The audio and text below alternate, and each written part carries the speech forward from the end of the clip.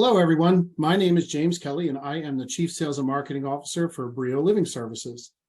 I wanted to do a quick presentation to walk you through the Porter Hills Village logo and brand unveiling. We wanted to talk about why and how we got to a new brand for Porter Hills Village. So off we go. We started by hiring an ad agency who goes by the name of 519. They are a senior living specific agency out of Richmond, Virginia, and they are highly creative. They really seem to understand who we were and what we do. And so we engaged them to work with us for not only this brand logo, but also the expansion. And so purpose of this is really to figure out what are the strengths and challenges and opportunities that we have as a community, and then help us understand why people choose us as a community, which is really our identity that we push out into the public. So when we met with the residents, we talked about some of the strengths that we had. And what's really neat is the residents seem to be very, very happy. They felt that they are safe and they are secure, and that the team members really do care for them and help them on a regular basis. We kept hearing the name of Mike, who works in EVS. So Mike, if you're listening to this, cheers to you. But they feel like when they have issues that they are addressed and they're taken care of, and that they feel like they are happy living there. Then we also met with some team members, and the team members have talked about feeling supported by leadership, and that they don't see themselves working other places, that they really do enjoy Porter Hills Village. And I will tell you a quick story. One thing that I heard is that they said, when you wake up in the morning and you have to go to work, you don't necessarily want to go to work because it's work, but then they sit there and say, well, who's going to take care of my resident today? Or who's going to take care of this person today? And so they cheer up right away and they go to work, and they really enjoy the bond between the resident and themselves. And that's really nice. And I know that the residents really enjoy that as well. And so we then may talk about opportunities with the residents.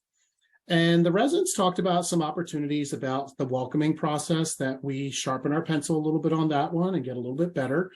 They're also concerned about the recruitment and retention, which I think I'm safe to say that that's pretty much every business across the country right now.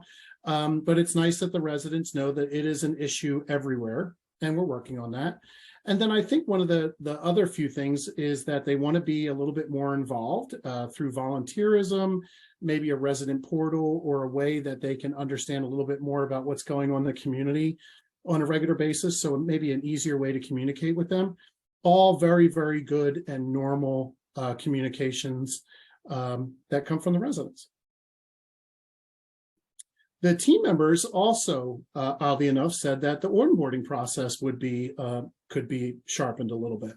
And so they felt that for residents and themselves, so that when residents move in, mostly in the care areas for this comment, that they understand who is helping them, what's the role of that caregiver, and those kinds of things.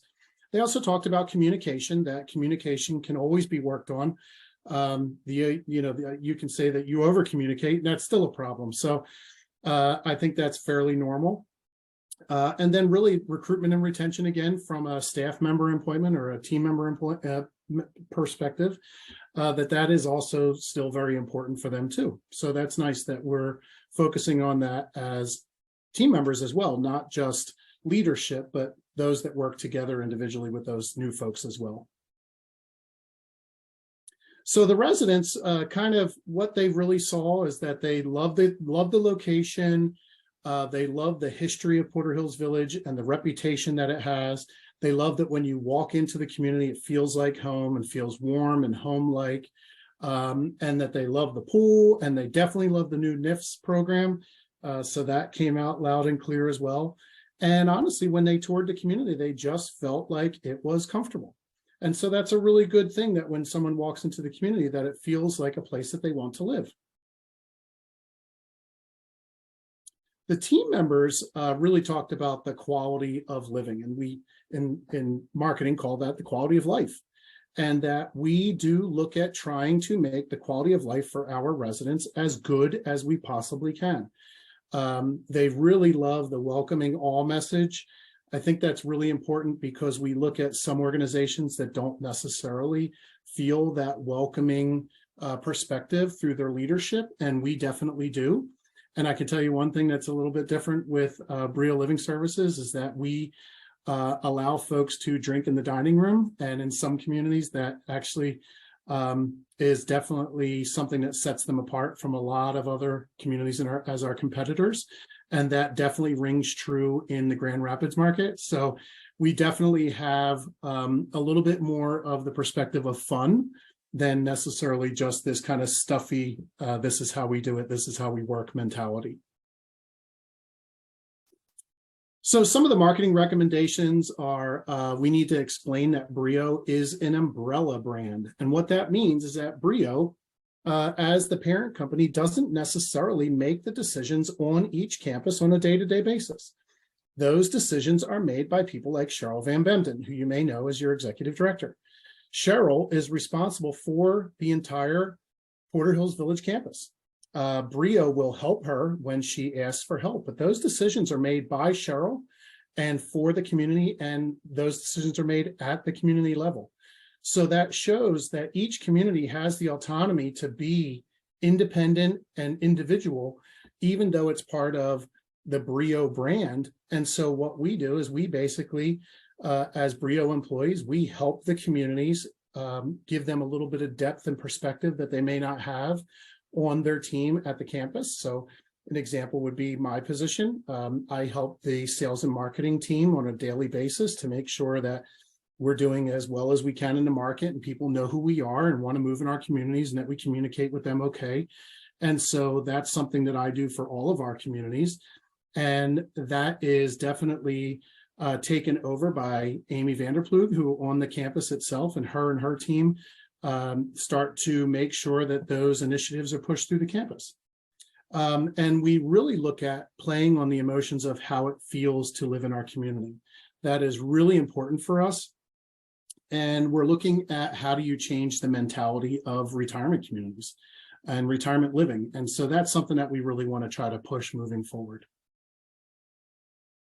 So our competitors, we have Clark at Keller Lake is one of our major competitors. They just did an expansion not that long ago. They are, I think, pretty much done with that now. Holland Home is definitely a competitor, but definitely a little bit more conservative than we are. Beacon Hill also did an expansion, did pretty well with that, and that's pretty much done now. And they're also looking at revamping some of their spaces.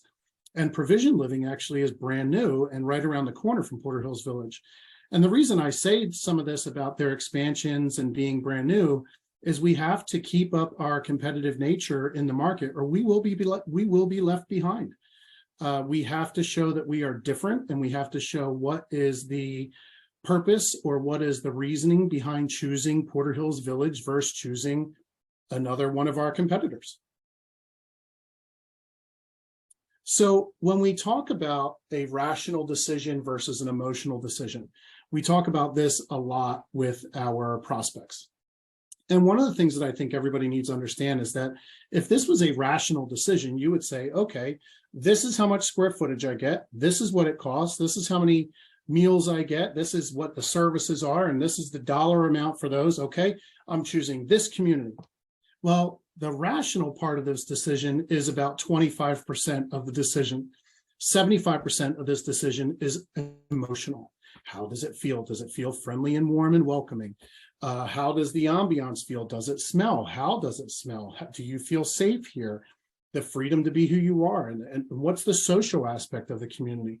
And so these are all things that make someone choose a retirement community, even though it's necessarily could be more expensive or less expensive. That doesn't necessarily always matter.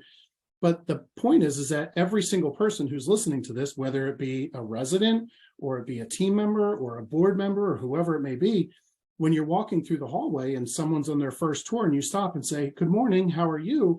That changes the entire perspective of the resident when they're coming in of, is this a stuffy place? Is it friendly?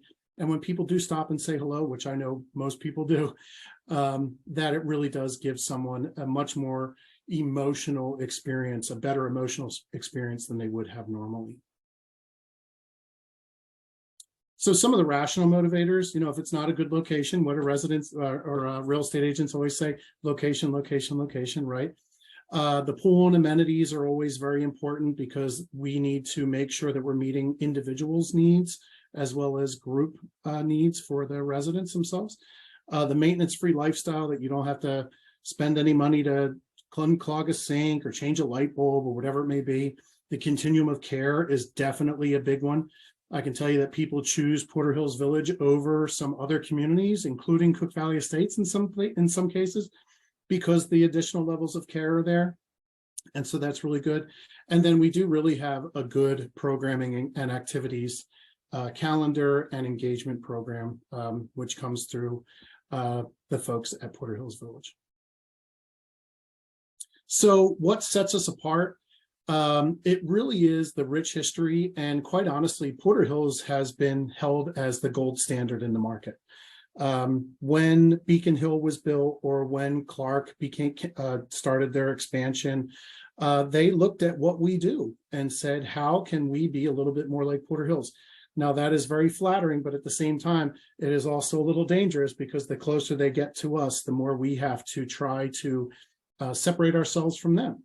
And so one of the things that we do is we're really trying to make sure that the experiences that our residents have are significant and relevant to our residents at our community. And that's part of the big renovation program that's going on right now. We will have some spaces that the residents will use that will be unlike any other retirement community in the market. And that definitely sets us apart. The dog washing station is definitely one of my favorites. Dogs are such a huge part of our lives, and being able to wash your dog or have your dog washed in that station, that's something that is at very few retirement communities across the country. And that's something that definitely, that kind of thinking is what sets us apart. So one of the things that we need to really look for in a logo is, I always make a joke that the logo is like a joke. If you have to explain it, it's not funny. So if you have to explain a logo, it's not necessarily a great logo. And so one of the things that we needed to do was understand the heritage and the history of Porter Hills Village. Nature was a really big thing. We're located on the golf course, and that's big, and the beautiful views of the golf course. We wanted to set ourselves apart and be recognizable in the market, and that is not always easy to do when there's a lot of logos out there. One of the other things that was really important to us that people don't think about is we have a lot of lead generation tactics out there. And lead generation is trying to get people to raise their hand and say, I would like more information about Porter Hills Village. So when we do that, a lot of times we do put the Brio logo next to it. And so we needed to make sure that the Brio logo next to the new Porter Hills Village logo, that they complement each other and not necessarily clash with each other, because we want it to look uniformed and we want it to look nice and branded. So here is the timeline, and I will tell you, it got extended a little bit, and it got extended because when we talked to 519, the ad agency, we had said to them, we're just not where we want to be as far as expressing who we are in the market. And I think we sent them back to the drawing board twice. We actually sent them back to the drawing board on the second time and said, we really need you to think outside the box on this one, because we're just not really liking what we're seeing. And so it started in May with the focus groups of the residents, and has come all the way down to February, where we finally figured out a logo, and we figured out our colors and the guidelines of how to use the logo, where to use it, what colors to use, when to use black and white, what size, when is the image next to the logo, when's the image on top of the logo, all those types of different things that we work through that we think of in marketing that you may not. And it got us to where we are today. So when we talked to the ad agency, they said, we're going to draw some things on napkins and you tell me what you think. And so this was one of the drawings. And although the Brio was also a tree, we felt that with the nature portion of Porter Hills Village, that a tree was really going to set us apart. None of the other communities in the area use any type of forms of nature necessarily in their logos. And then the tree with birds shows that there's a different perspective, that you're higher in the air or closer to the ground or closer to the tree, and that a bunch of birds put together create one image. And so although we're all different and all have different perspectives, that it does make us one tree. So after this journey, we have come to, there's the logo. We think that the birds are really definitely something that is hip and happening right now. And I make the joke that if I have to say hip, it's not hip. But I don't know what the new word for hip is. I'm 46 years old, so I'm working on that. But we believe that the trees really, or the birds really do represent that a lot of individuals coming together make one, shows freedom and independence that the birds have. And then also shows that the perspective of different birds or different areas coming together to make one. We also felt that the colors definitely gave a little bit of a hint to the original Porter Hills colors. And so we have some calm and classic colors that are very classy, where we didn't want to go too bright or too wild in the market, because we knew that the new prospective residents coming to us are not necessarily that wild. They're a little more reserved, a little bit more conservative. And so we're trying to hold the hand of both parties of saying, how do we prove that we're a little bit different than others? But then again, how do we prove that we also still have the same history and status and security that we had before? So March 1st is launch day. If you're watching this, you are not watching this probably till after March 1st. But we did and will, we did not do it yet. Today is the 22nd of February. We will launch this on March 1st. We have a merch shop, and that is where you can get, so I have like my Brio living gear quarter zip here. You can get one with the Porter Hills Village logo on it. You can get t-shirts and sweatshirts and lanyards and water bottles and things like that. So that's super fun. For the employees or team members that are watching this, we don't want to be wasteful. We don't want to just throw out everything that has Porter Hills Village old logo on it. We ask that you kind of go through those things, use up the pens as you have them or the pads. And as you need new things, we will replace them with the new ones. Anybody who's using any materials that have the old logo on it, you can send them over to marketing@mybrio.org, and we will rebrand all of those pieces for you, whether it be a form that is used for a resident to sign when they're at lunch or whatever it may be. We'll change all those things for you. We ask that we do that in marketing because, number one, it makes it easier for you. But also, I think it makes it easier for us to make sure that the brand is out there, that people don't take a screenshot of the logo on the website and then put that on their materials, because that doesn't always work. And then we also are working on a sign update. And so the first thing that will happen will be likely the monument sign out front of the campus. And so once that gets changed, I think that will start to carry it through the rest of the campus, especially with an expansion coming. All right, so I realize that this is a recording and you can't ask questions, but if you do have questions, you can send those questions straight to marketing@mybrio.org. And I thank you for listening to this, and I hope you enjoy the logo. Thank you.